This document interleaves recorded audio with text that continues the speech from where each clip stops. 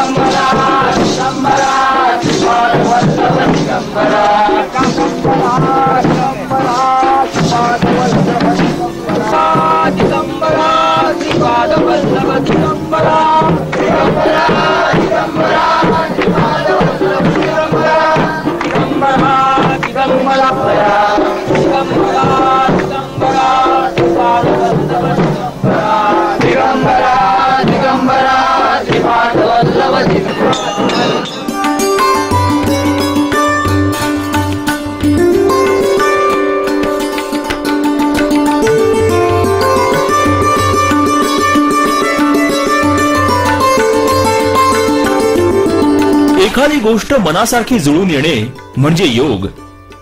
एकापेक्षा अधिक गोष्टी मनासारख्या जुळतात तेव्हा दुग्ध शर्करा योग.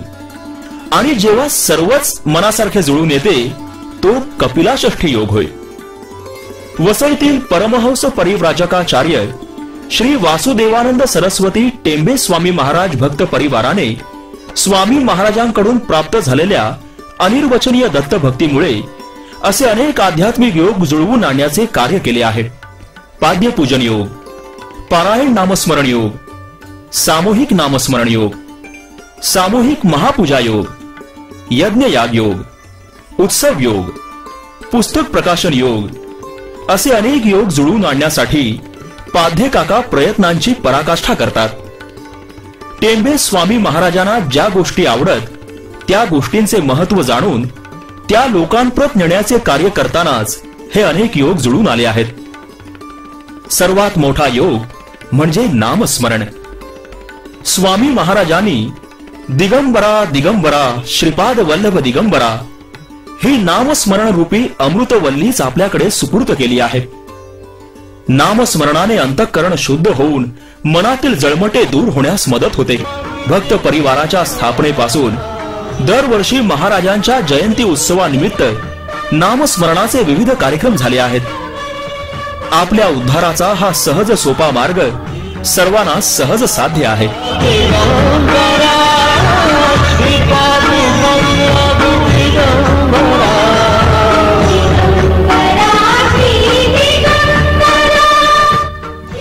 पाद्यपूजन योग साधू संत येती घरा, तोची दिवाळी दसरा.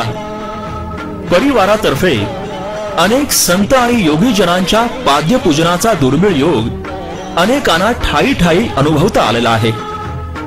गुरुवर्य भाऊ महाराज करंदीकर, सद्गुरु केशव महाराज जोशी, परमपूजनीय जनार्दन स्वामी खेर, ऋग्वेद सम्राट सखाराम पाध्ये अशा अनेक योग्यांचे पाद्यपूजन परिवारातर्फे पाध्ये काकांनी केले आहे. सामूहिक सत्य दत्त पूजा. परमहंस परिव्राजकाचार्य श्री टेंबे स्वामी महाराजांनी आपल्या भ्रमंतीमध्ये अनेक ठिकाणी सत्य दत्त पूजांचे आयोजन केल्याचे लक्षात घेता परिवारातर्फे सामूहिक सत्य दत्त पूजा आयोजित केल्या होत्या.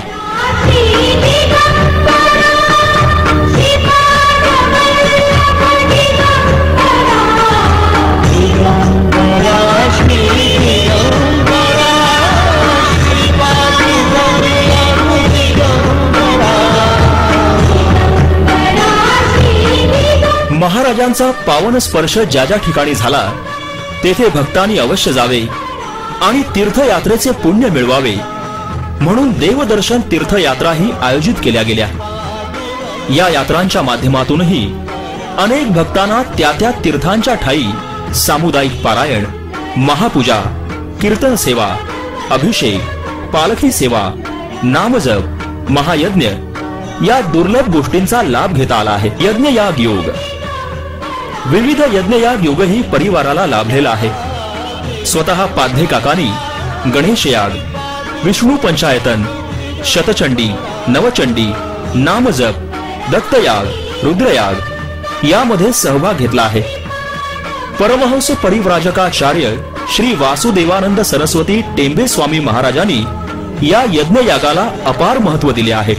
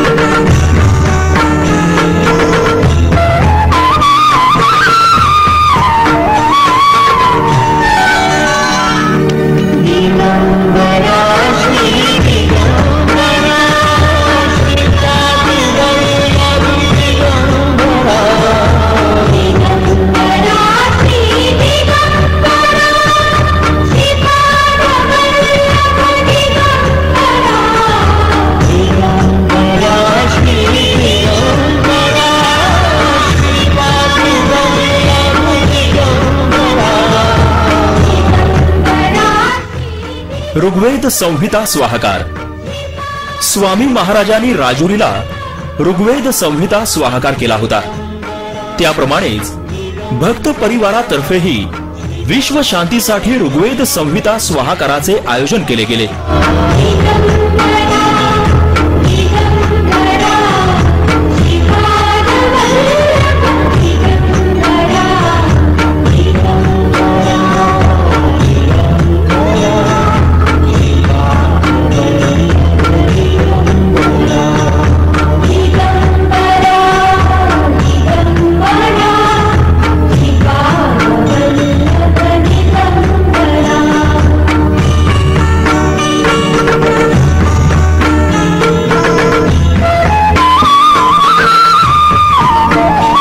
प्रचार आणि प्रसार योग. स्वामी महाराजांचे कार्य, त्यांनी निर्माण केलेली साहित्य संपदा सर्वांपर्यंत पोहोचावी म्हणून घेतलेला ध्यास स्वामी महाराजांच्या कार्याच्या प्रचार आणि प्रसार योगात केव्हा परावर्तित होतो हे कळतच नाही.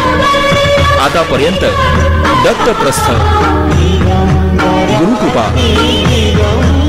नित्योपासना, देवदर्शन, अनुसंधान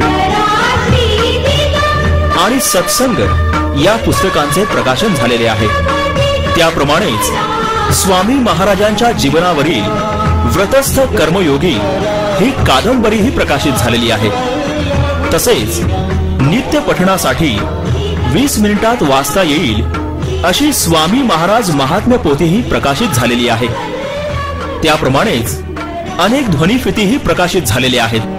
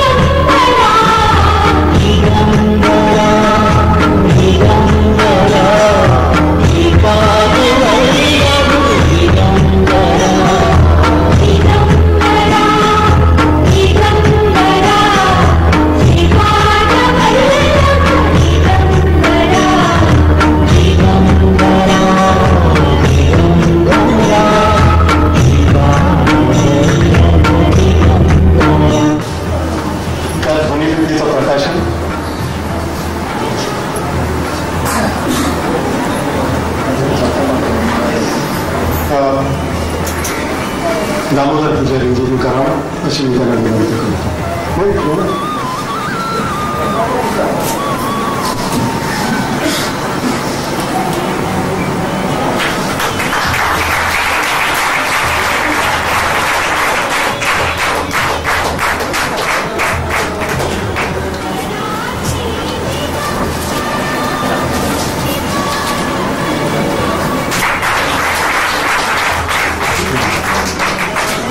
दुसऱ्या ध्वनिफितीचं प्रकाशन की ज्या श्रीपाद वल्लभ स्वामी महाराजांचं आख्यान त्याचं प्रकाशन भाऊनी करावं अशी मी त्यांना विनंती केली।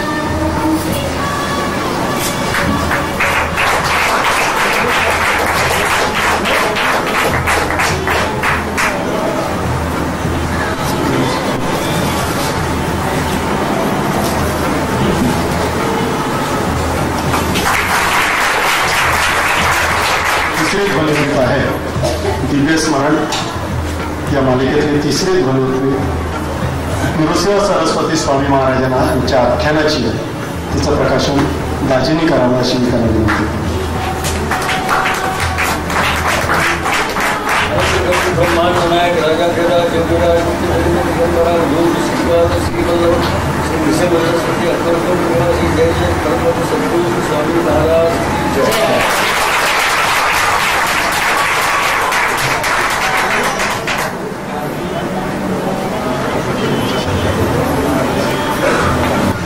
त्यांचं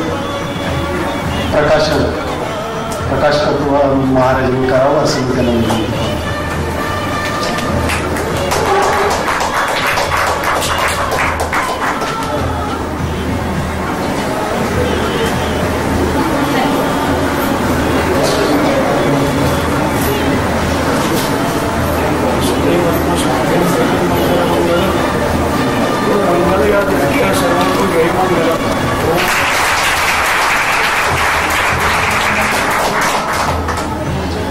मंडळी, हा कार्यक्रमाचा पहिला भाग आणि दुसरा भाग होता तो सुगंध भक्ती सुमनाचा या कार्यक्रमाचा मुहूर्त।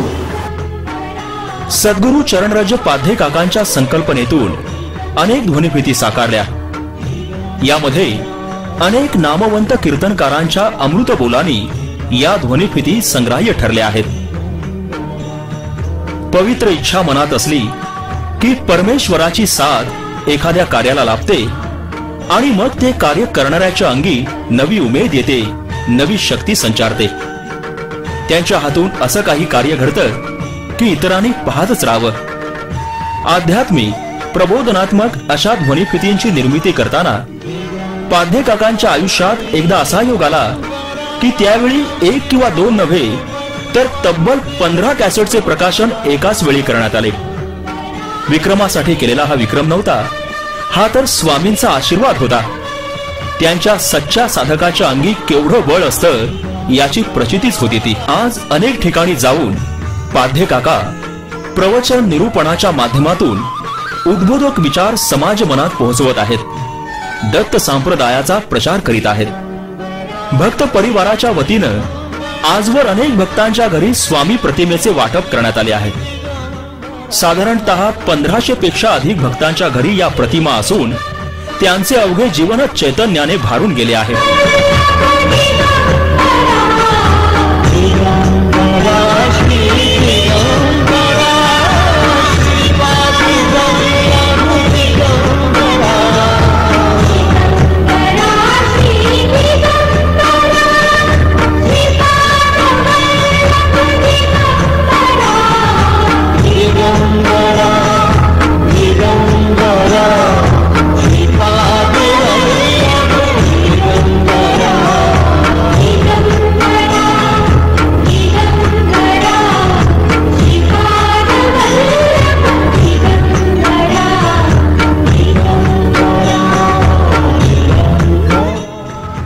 भक्त परिवारातर्फे अयनी मेटे तपोधाम प्रकल्पाला दत्तमूर्ती देण्यात आलेली आहे.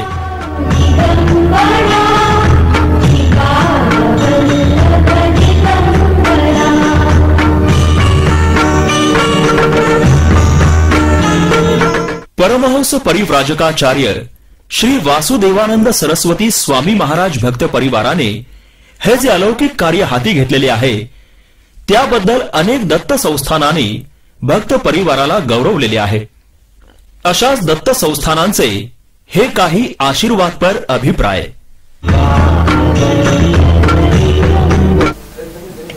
मला सेवा करून घ्या आमच्याकडनं, आम्हाला तेवढं सामर्थ्य द्या, हे तुमची मागणं आहे, बाकी काही नको आहे.